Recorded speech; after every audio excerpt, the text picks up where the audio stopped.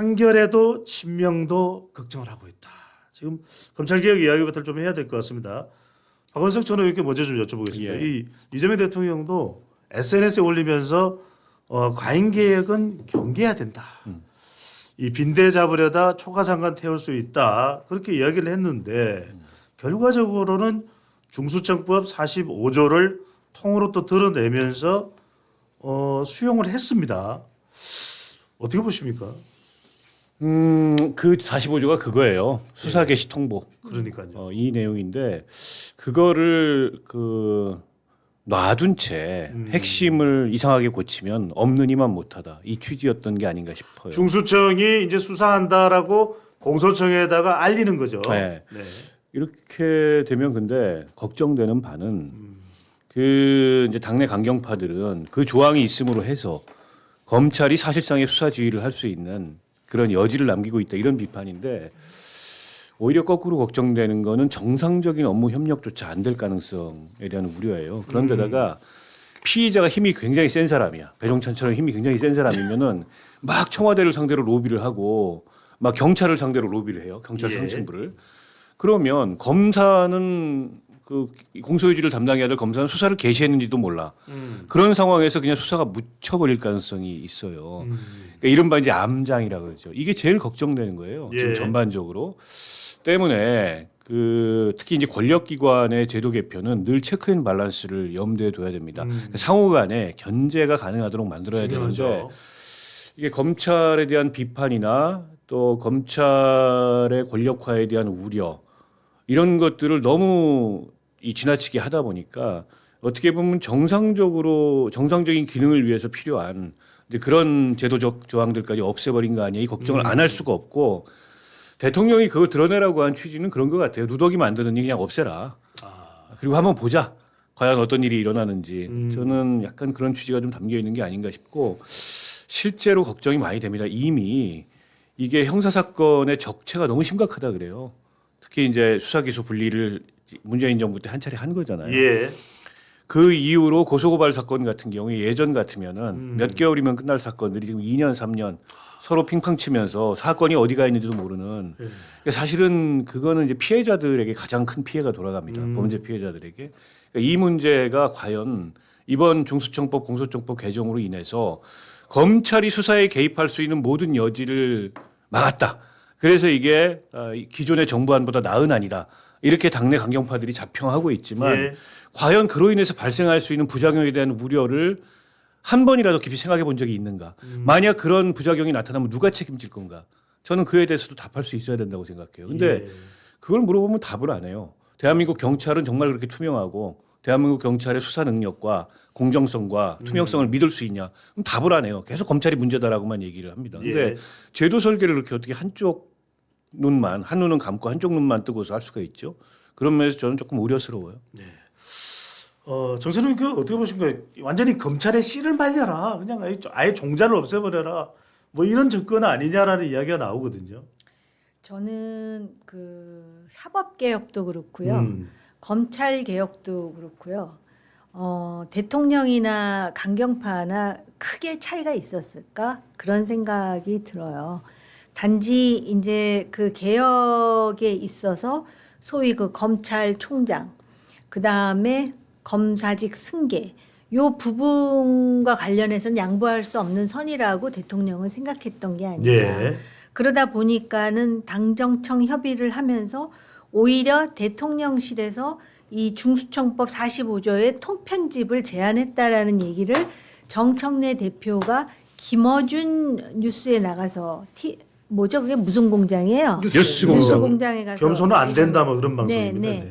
그런데 쉽게 표현을 하자면 이제 우리가 그 안보 문제, 북한 핵, 북한이 만에 하나 핵을 발사하면 이게 우리 같은 우파 머리에만 떨어지는 게 아니거든요. 발사하다 보면 좌파 머리에도 떨어진다고요. 근데 그 생각을 못 하는 것 같아요. 그리고 일단 자기네들의 그 어떤 정치권에서의 경험을 가지고 지금 이렇게 강경한 그런 개혁이라는 미명하에 만들어놨잖아요. 근데 또 이것의 전제는 뭐냐면은 마치 또 민주당이 영구 집권할 것 같은. 그러니까 그 전제, 만약에 정권이 바뀌어가지고 보수 정당이 권력을 수임받게 되면은 요 똑같은 법이 적용되는 거예요. 예. 그런데 그런 거에 대한 어떤 깊이 있는 생각을 안 하고 단지 문제가 생기면 재수정해야 된다. 이게 그 뭐랄까 아니면 말고식 아니겠습니까? 그래서 그런 차원에서 굉장히 무책임한 개혁을 하다 보니까 소위 진보 언론이라고 하는 한겨레도 그렇고 예. 그다음에 지금 그 대통령을 중심으로 해서 친명 쪽. 정책을 지금 담당하는 그러한 진영에서도 상당히 걱정을 한다라는 얘기가 나오는데 요건 또 돌려 말하면 나중에 문제가 생기면 우린 걱정했었잖아 라고 빠져나갈 여지도 동시에 만드는 거 아닌가 네. 그런 생각이 드네요. 지금 이 정전호 의원께서 굉장히 예리한 부분을 지적을 해주셨는데 오히려 한겨레가 이런 의견을 내고 친명 쪽에서 좀 우려의 목소리를 내는 것은 나중에 뭔가 이 책임으로부터 좀 출구를 찾고 싶기 위한 전략 아닌가 그런 의미가 있다고 해서 책임이 없어지는 건 아닐 텐데. 아니 그렇죠. 책임이 네. 어떻게 없어집니까? 그러니까 이재명 대통령 재임 중에 일어난 일은 전부 이재명 대통령 책임이 돼요. 그게 뭐 책임이 분산되지도 않고 책임이 아예 없어지지도 않고 그렇기 때문에 이 형사사법 체계처럼 이게 지금 우리가 80년 동안 운영해온 제도잖아요. 예. 물론 문제가 많아요. 검찰 조직에 대해서 저도 분노하는 대목들이 많습니다. 그리고 그 동안에 이제 윤석열로 대표되는 그런 정치 검사들의 여러 가지 만행, 그로 인해서 한국 사회가 전체가 입은 피해 이런 것들 뭐 세자면은 이루 말할 수 없이 많죠. 그러나 대한민국 검찰이 다루고 있는 대부분의 사건은 그런 정치적 사건이 아닙니다. 그러니까요. 금융도 있지 않습니까? 아니, 금융뿐만이 아니고 예. 정말 도둑놈 잡고 민생. 강도 잡고 사기꾼 잡는 예. 이런 일들이 검찰이 하는 일의 대부분이었어요. 그러니까 99%의 검사는 형사부 검사고 형사사건, 일반 형사사건이 검찰이 다루고 있는 일들이고 예. 공무원입니다. 그냥 공무원, 법무부 소속에. 근데 마치 검찰이 그 전지전능한 무소불위였던 측면이 있죠. 전지전능한 어떤 존재인 것처럼 거기다 요만한 빌미라도 주면 그걸 이따만하게 만들어가지고 또다시 이 대한민국의 형사사법 체계를 혼란스럽게 만들 거다. 그래서 이분들이 무슨 검찰에 대한 굉장한 무슨 신화적 두려움을 갖고 있나? 이런 생각마저 들어요. 그러니까 저는 제도를 감정이 지배하게 두면 안 됩니다. 예. 그리고 야당 시절에는 할 수 있어요. 얼마든지 비판할 수 있고. 근데 야당 시절에 했던 투쟁의 언어하고 여당이 돼서 제도를 만드는 제도의 언어는 다른 거예요. 예. 근데 그걸 구분 못하면 여당이 여당 역할을 못합니다. 근데 저는 민주당 일각에서 나오고 보이고 있는 현상은 그 구분이 안 돼요. 근데 이 대통령은 그 구분을 해야 된다고 얘기를 한 거지 않습니까? 예. 이제는 우리는 여당이다. 책임 있게 국정 운영해야 되고 대통령이 됐다고 마음대로 할 수 없다. 지극히 당연한 얘기잖아요. 대통령이 됐다고 어떻게 마음대로 할 수 있습니까? 그리고 개혁은 오히려 깃털 뽑듯이 조용하게 해야 된다. 근데 왜 여당 그 검찰 강경파들은 뭐 일각에서 탈레반이라는 얘기까지 나오는데 저렇게 검찰 개혁이라는 국정의 하나의 그게 전부가 아닙니다. 하나의 의제를 종교화 시켜가지고 그걸 숭배하냐? 저는 좀 이해가 안 돼요. 아니 그러니까 이 이준호 전 대변인 어떻게 보십니까? 그러니까 완전히 이게 검사를 악으로 보는 거예요. 그래서 노무현 전 대통령을 그렇게 만든 것도 검사다. 또 이재명 대통령을 힘들게 만든 것도 이화영 전 평화부지사를 연어 파티한 것도 검사다. 이 모든 게 검사다.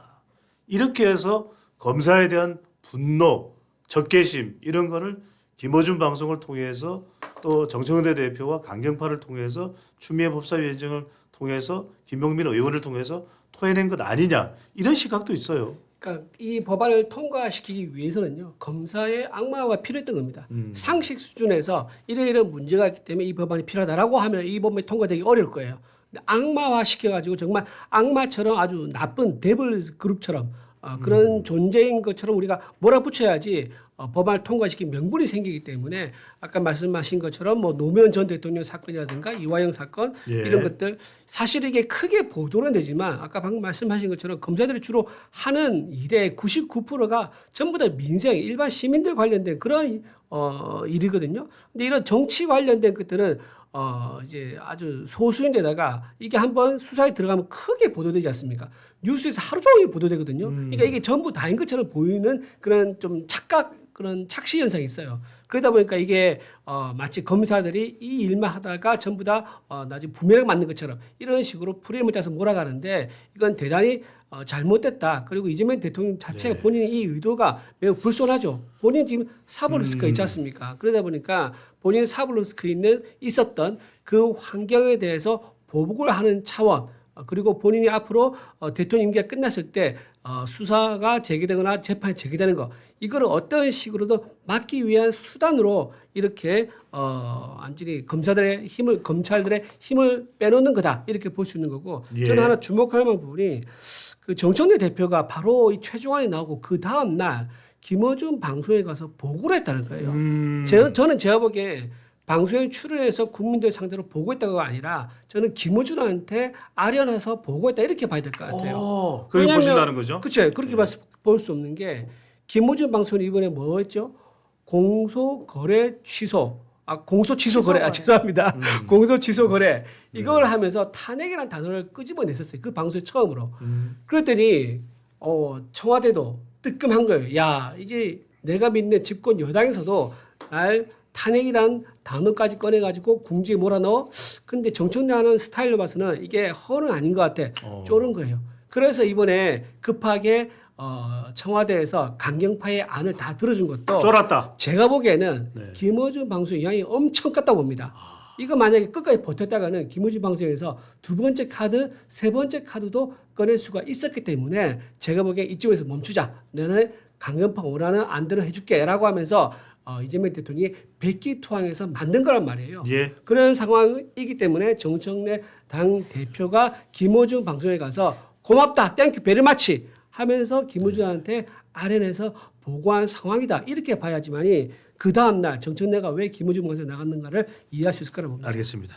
이렇게 따지고 보니까 이준호 전 대변인 설명이 이해가 되는 게 그렇게 보면 윤석열 전 대통령도 검사고 한동훈 전 대표도 검사고 하여튼 뭐 그런 이 적개심을 키우는 데는 상당히 이 기폭제가 되는 거 아닌가 싶은데 하나하나 좀 따져보겠습니다. 자, 그런데 이번에 검사의 이 권한에 또 내려놓는 것이 특별사법경찰입니다. 행정 쪽 분야, 세무, 노동, 뭐 산림, 금융 다 해당됩니다. 근데 이 사람들은 공무원이다 보니까 한 2만 명 정도 되는데 순환 근무를 합니다. 근데 이 사람들까지도 2만 명의 숫자가 적지 않은데 경찰이 그러면 앞으로 이제 이 사람들을 진두지휘한다. 자, 그러다 보니까 이 검찰이 했던 전문성도 있는데 이 전문성 그리고 그동안 지속적으로 일을 해왔던 연속성. 그러니까 검사가 진두지휘했기 때문에 못 밝힐 수 있는 사건을 밝혀낸 적도 많거든요. 조 전에는 어떻게 보십니까? 그러니까는 검찰은 무조건 무기력하게 만들어야 된다라는 그 의식에 매몰되다 보니까 정작 지금 특사경들이 검찰 지휘 필요하다라고 지금 나서는 입장입니다. 그런데다가 그 특사경 실수로 놓칠 뻔한 환치기범을 검찰이 지휘해갖고 체포한 경우도 있었다. 예. 이러한 이제 사례가 나오는데요. 그럼 왜 애초에 그 민주당 권력 내부에서 그 검찰 개혁과 관련해서 특사경 얘기는 별로 나온 것 같지 않았는데 이거를 이렇게 중요한 민생 소위 특별사법 경찰이라고 하는 것이 민생과 관련이 있음에도 불구하고 이 카드를 줘버린 것이 아닌가. 근데 왜 이거를 줄 수밖에 없었느냐에 대해서 그 좀 우리가 생각을 해보자면은 일단 좀 근본적인 얘기인데요. 검찰이 그럼 그동안 다 잘했느냐. 우리가 이거 진실을 좀 정확하게 규명해야 되잖아요. 검찰의 업보가 있었죠. 있죠. 그런데다가 네. 클라이맥스가 검찰 출신 대통령의 계엄 선포를 지금 빌미로 해가지고 검찰 개혁을 하는 거잖아요. 이런 상황에서 지금 선거가 72일밖에 안 남지 않았어요. 여기서 검찰 개혁을 했습니다. 그 검찰하면 영화에서도 그렇고 소설에서도 그렇고 그 이미지가 있어요. 그럼 실제로 검찰하고 직거래를 안 하는 국민들도 그런 인식을 일정 정도 갖고 있는데 선거에서 우리는 이렇게 검찰 개혁을 했습니다를 말하고 싶은 측면이 있었던 것 같아요. 그러니까 검찰을 악마화할 수밖에 없었고요. 또 어찌됐든 무리하기는 하지만 기소와 수사를 일정 정도 분리했다라는 것을 자기네들의 대역사로 이제 뭐라 그럴까요? 자임하고 싶겠죠. 예. 공수처가 그렇게 엉망인데 공수처 만들고 얼마나 대역사를 이룬 것처럼 광고했습니까? 그거나 같은 논리인데요. 그러다 보니까 정작 희생한 거는 대통령의 권한이 아니에요. 바로 민생과 관련해서 일반 국민들, 즉 잠재적 범죄의 피해자들로 하여금 더 많은 피해에 지금 노출될 수밖에 없는 그 대표적인 게 바로 이 특사경에 대한 예. 검찰 지위를 내려놓게 한 것이 대표적인 사례라고 할 수 있어요. 이거 근데 자기가 겪지 않으면 도대체 이게 뭐야? 이런데 이제 그러니까요. 막상 겪어보면 그때서야 사람들이 느끼는 거기 때문에 그게 이제 시간이 걸리잖아요. 예. 근데 정치권에서는 그게 중요한 게 아니에요. 그러다 보니까는 지금 이렇게 중요한 사안에 대해서 소위 뭐 아까 수사 개시 문제도 그랬지만 검찰이 지휘해가지고 사실은 그 특사경도 그렇고 경찰도 그렇고 이것이 이렇게 뭐라 그럴까 격자처럼 이렇게 견제와 균형이 되면서 민생이 보호되고 인권이 보호가 돼야 되는데 예. 그 자체는 중요하지 않고 자신들의 권력 투쟁에서의 하나의 타협으로 나온 것이 요번에 그 검찰 개혁안이라고 볼 수 있겠죠. 아니 그러니까 이게 지금 설전 마저 정전에 여기서 말씀하셨는 대로 검찰도 잘못한 일이 있다. 그럼 처단하면 되는데 검사라고 다 때려서 말살을 시켜버리겠다. 그러다 보니까 지금 수사를 잘해왔던 역할을 해왔던 이 특별사법경찰에 대한 이 지위 또 잘 수사를 했던데요. 박찬호는 어떻게 보십니까? 한겨레 보도 봐도 지금 관리소홀 됐던 것을 검사가 제 역할을 해서 반전시켜서 이뤄낸 부분도 있고 그러다 보니까 방금 전에 이제 정전 의원도 말씀하신 오히려 특별사법경찰 쪽에서 봐도 자기들이 경찰이야. 경찰인데 그러니까. 우리가 경찰 지휘 받을 게 하는 게 아니라 우리 검찰 지휘 받을 게 이렇게 얘기하네요. 아니 왜 그러냐면 특별사법경찰관들은 일반직 공무원들이에요. 거기에 이제 특사경 자격이 붙는 거죠. 그래서 이분들이 예를 들어 산불감시라든지 그러니까요. 또 뭐 근로감독이라든지 노동경 불량식품 단속 이런 거 하는 분들이에요. 맞아요. 식품. 그래서 뭐 체포하고 이럴 권한이 있습니다. 그 강제력을 행사해요. 근데 거기서 법률적인 확신이 안 될 때가 있습니다. 본인이 이렇게 해도 되는 걸까? 근데 만약 거기서 어떤 그 집행상에 있어서 책임이 발생하면 이 사람들이 온통 책임을 져야 돼요. 그러니까 본인들도 안전판이 필요한 겁니다. 지금 내가 이렇게 하는 게 법적으로 맞다는 판단을 받아야 되는 거예요. 때문에 검사의 법률 전문가인 경찰도 사실은 법률 전문가라고 보기 어렵잖아요. 근데 이제 검사들은 변호사 자격이 있는 사람이고 법률의 전문가니까 그렇죠. 그 판단을 받고 싶은 거고 이건 꼭 필요합니다. 왜냐하면 사법경찰관들이 다루는 대부분의 문제들이 민생 사안들이에요. 맞습니다. 그렇잖아요. 근로감독이라든지 위생관리법, 산불감시라든지 예. 뭐 불량식품 단속이라든지 위생관리라든지. 근데 거기서 예기치 않은 피해들이 발생할 수가 있어요. 그 과정에서 무고한 사람들이 피해를 당할 수도 있고 예. 때문에 엄밀해야 되거든요. 근데 그런 걸 위해서 특사경에 대한 검찰의 수사 지휘를 그러니까 지휘라기보다도 사실상 수사 지휘라는 말이 부적절하게 들리면 법률 조언이라고 해도 좋습니다. 예. 그 의견을 검사가 줄 수 있도록 그 판단을 해줄 수 있도록 하는 이건 이제 업무적인 협력 관계잖아요. 그걸 잘라버리면 사실은 이 피해는 그 일반 국민들이나 혹은 그 일선에서 법 집행을 하는 공무원들이 자칫하면 피해를 받을 수가 있어요. 그러니까 예. 왜 이런 것까지 잘라가지고 모든 어쨌든 수사 관련된 수사의 숫자는 다 검찰의 업무에서 지워버리겠다. 근데 전 세계적으로 보더라도 아예 검찰이라는 그 이 법 집행자의 전통이 없는 나라들 빼놓고는 예. OECD 국가 대부분의 검경 수사권이라는 게 이렇게까지 기계적으로 분리되어 있는데 없어요. 수사권 다 있고 수사에 개입할 수도 있습니다. 그러니까요. 근데 이거를 아니 사실은 공소유지를 하려면 수사를 알아야 돼요. 예. 수사를 아예 모른 채 서류만 보고서 공소유지를 어떻게 합니까? 거기 수많은 문제가 발생할 수 있거든요. 네.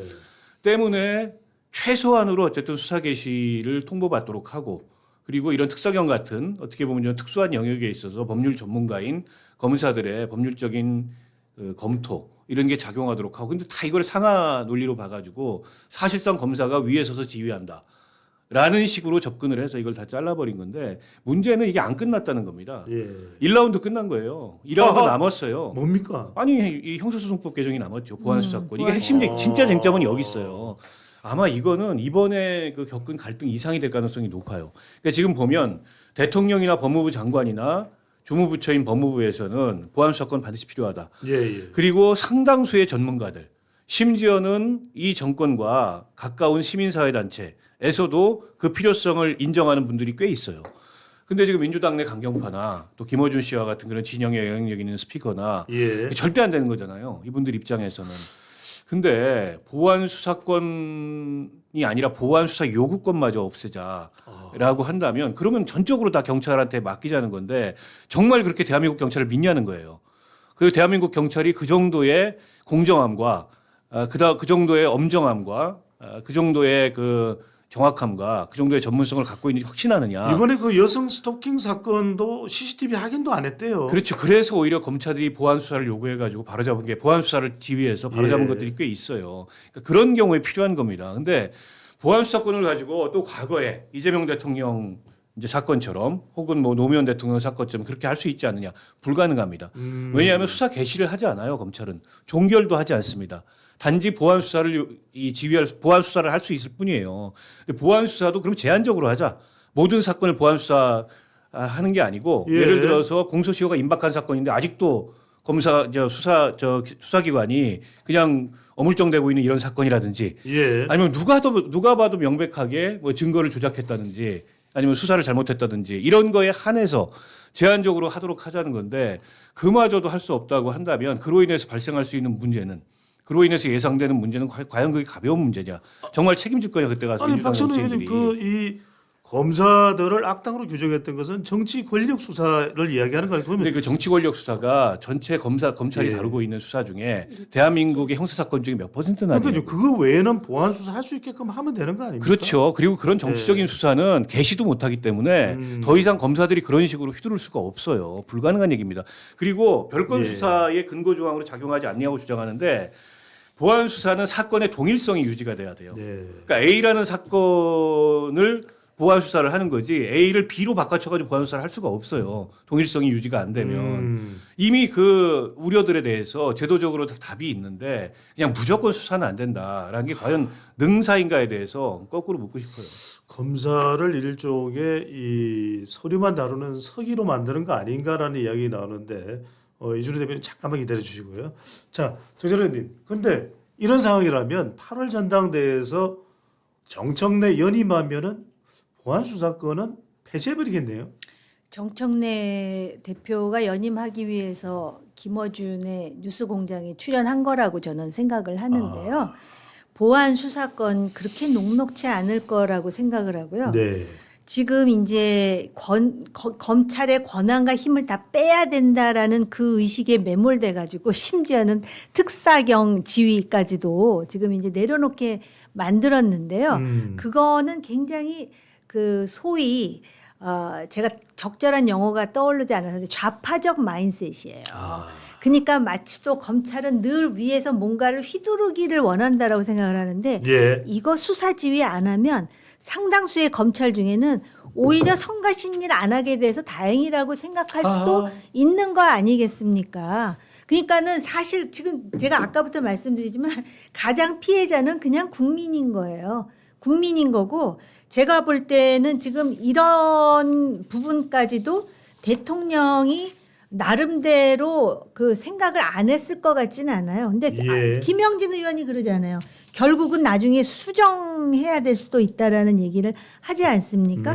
그러니까 지금 어찌됐든 간에 그 김어준 씨 뒤에 지지자들이 소위 민주당 내에 그 민주당을 구성하는 어떤 그 상당수의 그 가시적인 실체라는 생각들을 하고 있고 또 이런 것을 받아들인 이재명 대통령의 그 인식 속에는 본인이 주류가 아니라는 생각도 일정 정도 있는 게 아닌가. 그렇기 때문에 어저께 그 보셨죠? 유시민 작가의 방송을 좀 설명해 보면은 주십시오.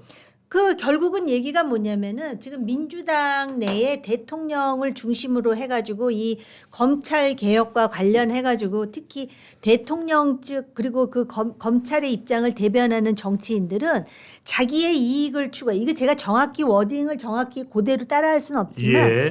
이익을 추구하는 즉 뭐 선거라든지 여러 개가 걸려 있기 때문에 하는데 막말로 대통령이 가장 어려운 지경에 빠지면은 가치를 지향하는 지지자들은 끝까지 끝까지 이재명 대통령 옆에 있지만 그들이 제일 먼저 떠날 사람이라는 뉘앙스로 얘기를 하더라고요. 그러니까 이익을 추구하는 사람이다. 그러니까 완전히 민주당 사람들을 가치를 지향하는 사람, 이익을 지향하는 사람 이렇게 나눠가면서 얘기를 하는데 네. 아무튼 다시 보안 수사권과 관련해서 만약에 이재명 대통령이 그거까지도 양보를 한다면은 그때는 진짜 대통령이 권력 투쟁에서 소위 그 충정로의 그 어떤 그 주류 세력이라고 하는 사람들한테 밀리고 있다라는 걸 스스로 보여주는 거라고밖에 판단하지 않을 수가 없을 거예요. 네. 그 의원님 말씀에 공감하는데 한 가지는 제가 동의가 안 돼요.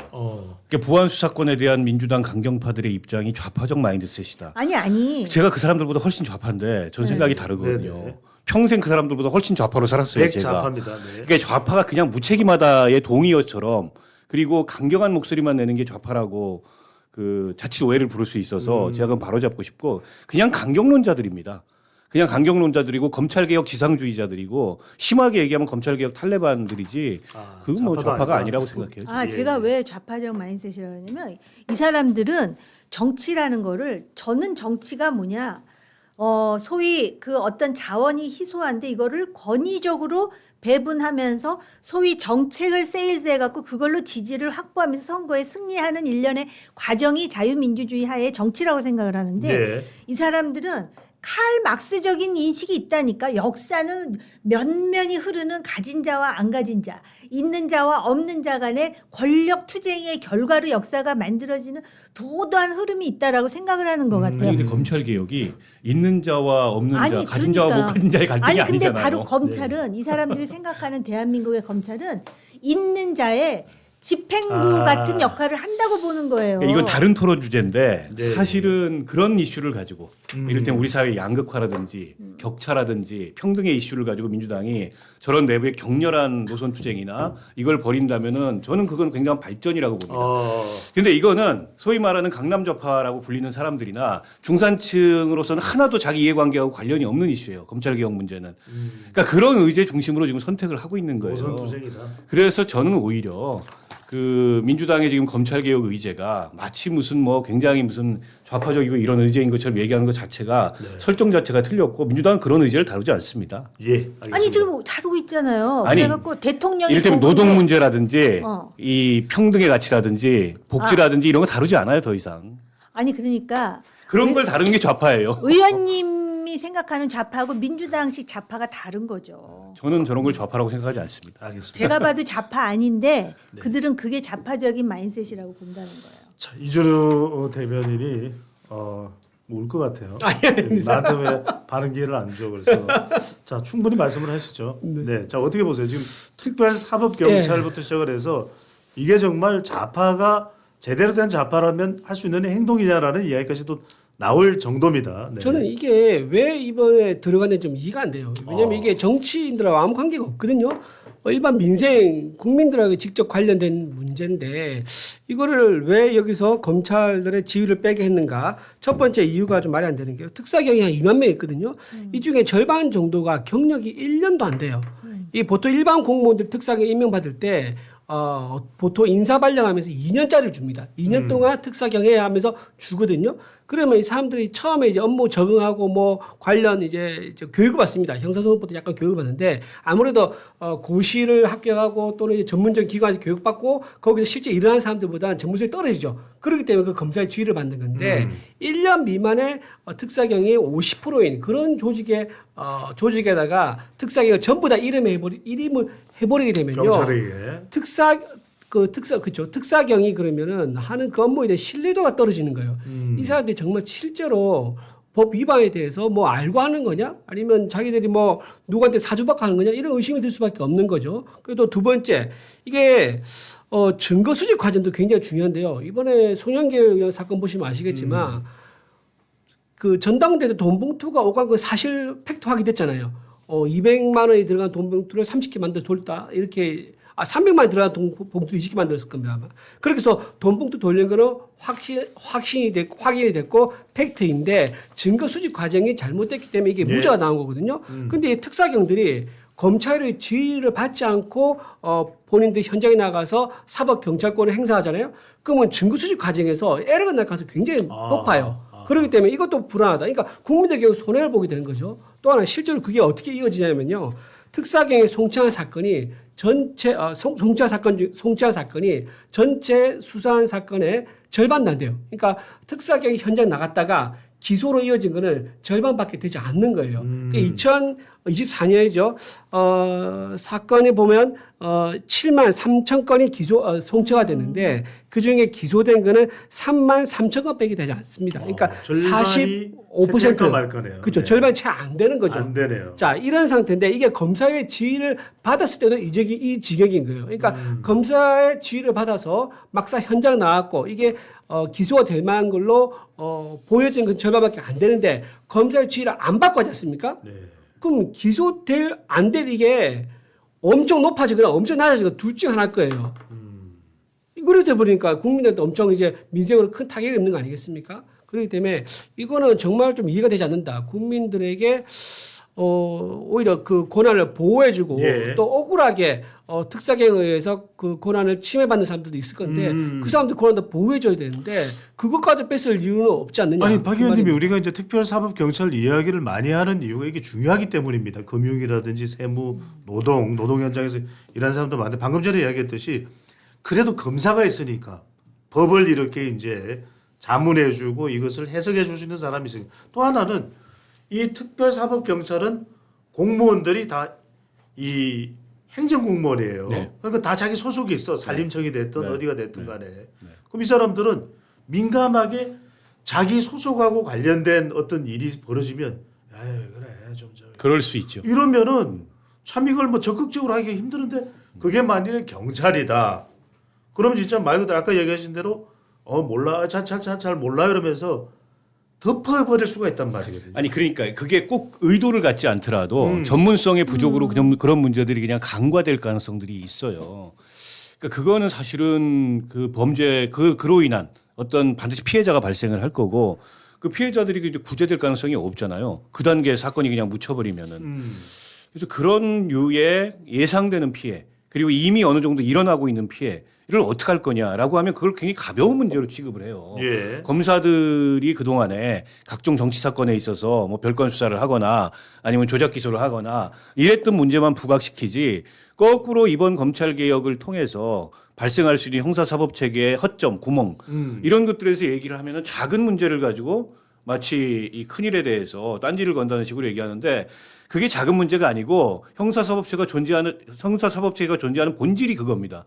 그걸 위해서 존재하는 거예요. 국민들을 범죄로부터 이 보호하고 예. 그리고 국민의 인권을 지키고 더 나아가서 민성을 지키는 게 이 형사사법 체계의 본질이지 몇몇 정치적인 사건들에서 검사들이 그런 식으로 검찰권을 남용하거나 오용해서 문제를 일으켰던 게 오히려 역사적으로 보면 작은 문제예요. 근데 그 문제만 지금 보고 다른 건 보려고 하지 않고 이 제도를 이렇게 만들어 놓고 제도 설계를 그것 중심으로 하면 실제 나중에 가서 정말 뒷감당 안 되는 문제들이 발생할 수 있어요. 그때 책임질 거냐는 거예요. 아니 이제 여러 가지 사례가 이제 나올 것 같아요. 예, 예. 나오죠. 지금 이미 당장 나오고 있고. 사법 개혁하는 것도 지금 얼마나 벌써부터 뭐 헌법 소원도 그렇고 많은 100건이 문제가 됐답니다. 나오듯이 100건 재판 소원이. 그러니까 그래서 이 문제도 검찰 개혁과 관련한 문제도 결국은 이제 이러한 그 지금도 그 예를 든다면 경북 지역의 특사경 같은 경우에 150건이 그냥 시효가 지나가지고 아하. 종결돼 버리기도 하고 관리 소홀이네요. 아직도 그런 상황인데 만약에 아예 지위를 없애버리면 거기에 따른 그 부작용에 대해서 이제 언론이 열심히 취재를 또 하겠죠.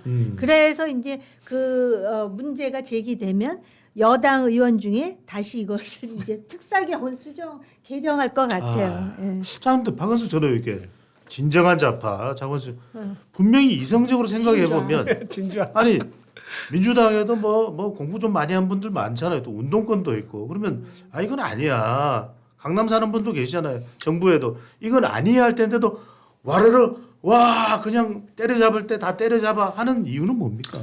그러니까 저는 그 이른바 이제 감정 정치라고 하는 게 지금 민주당의 이성적 판단을 굉장히 흐리고 있다.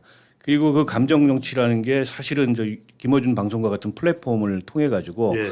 강성 지지층과 주고받으면서 그게 점점 더 커지는 거예요. 그래서 저는 정치인들이 이 프레임에서 빠져나와야 된다고 얘기를 하는 겁니다. 그러니까 정치인은 단기적인 인기에 집착하지 않고 공익을 위해서라면 단기적인 인기를 포기하고 장기적인 어떤 그 특히 이제 국가 이런 제도를 형사사법체계와 같은 중요한 제도를 설계할 때는 그런 관점을 가져야 되는데 너무 거기에 매몰되어 있어요. 예. 그런데다가 과거에 본인들이 혹은 이 본인의 당이 혹은 본인의 지도자들이 검찰로 인해서 겪었던 피해, 노무현 전 대통령. 예, 이것만 보는 거예요. 근데 정작 곽상원 의원처럼 노무현 전 대통령의 가족인 사람은 사위야. 그렇게 하면 안 된다. 그건 그거고 제도 설계를 그걸 가지고 거기서 이 자신들의 정당성을 끌어오려고 하면 안 된다라고 주장을 하잖아요. 그런 목소리를 귀 기울여 들어야 되는데 그런 목소리면 마치 배신자, 뭐 수박 이런 취급을 받으니까 입을 닫는 거예요. 말했던 의원들조차도. 그리고 검찰 출신의 의원들 중에 이렇게까지 하면 안 된다라는 얘기를 몇 명 했었어요. 박균택 의원이라든지 뭐 심지어 또 양부남 의원 이분들도 근데 다 입을 닫거나 심지어는 입장을 바꿨어요. 아니 이성윤 의원 같은 사람은 더 센 것 같아요. 이성윤, 박은정 이런 분들은 예. 정말 나중에 어떻게 역사에 책임을 지려고 그러는지 솔직히 전 잘 모르겠고요. 예. 본인들이 책임이 져야 됩니다. 더 정치하면 안 돼요. 그로 인해서 어떤 결정적인 문제가 이 제도적 왜곡이 시스템 왜곡이 발생하면 그런 분들 책임져야죠.